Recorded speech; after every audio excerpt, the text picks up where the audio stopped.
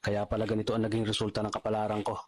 Kasi alam ng Diyos na kaya ko. Sa edad kong to, napagod na akong magmadali. Kaya lahat ng ginagawa ko ngayon, ini-enjoy ko na lang.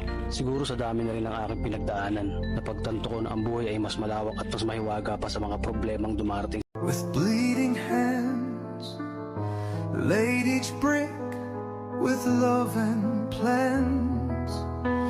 You were my light, my reason why. Now Problemang dumarating sa buhay natin.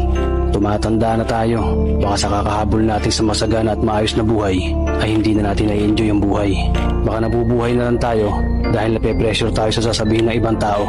Marami na rin akong mga naging maling desisyon. just talk to an empty sky. I'm still waiting at the door where your laughter lived before.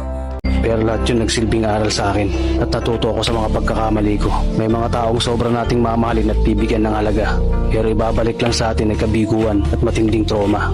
Kaya wag nating lilingunin ng mga taong tulad nila dahil mas payapa kapag hindi ka na interesadong malaman pa kung ano pang balita sa kanila.